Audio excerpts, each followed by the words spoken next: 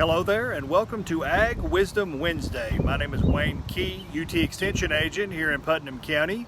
Wanted to show you and talk about some ideas and give you some information related to container and raised bed gardening. We're here at the UT Extension office. We're just outside where the Putnam County Master Gardeners maintain the grounds here around the building, as well as the plants and materials that you'll be seeing in part of the video and some of the segment today. This idea kind of come to me the other afternoon when someone had called the office and called and left a voicemail for me, and I ended up calling them back, and we talked about materials and raised beds, and I thought this will be a great lead in or a great segment for today's session on our Ag Wisdom Wednesday. I'm going to take the camera here. We're going to kind of mosey around and give you guys an idea of some things that you can see from time to time when looking at and possibly some ideas for container gardening.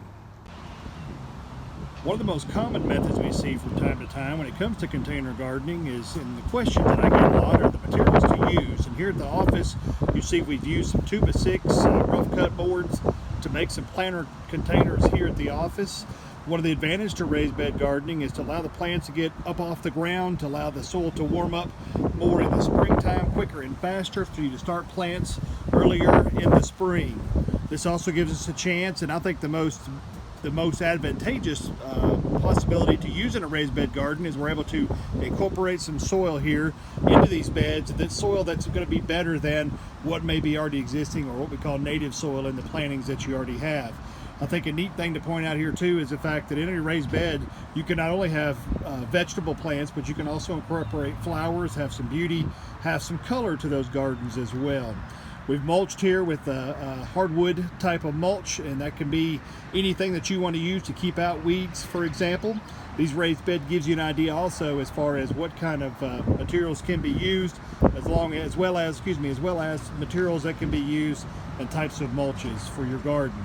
Keep in mind too that when you're planting, you notice the spacings. We got a lot of these plants are spaced out because they are going to mature. They are going to get larger.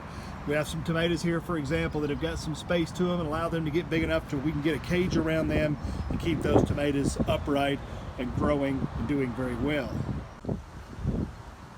Another interesting fact and thing to think about when we're thinking about container gardening is that you can use just about any type of material you want, whether it be a square-shaped wooden structure or rock or some other material used, an empty wheelbarrow. In this case, these are beef cattle protein tubs. They hold 250 pounds of protein during the winter, and when we're done with those, we can now make them into a container that we can put some plants, some perennials, some herbs.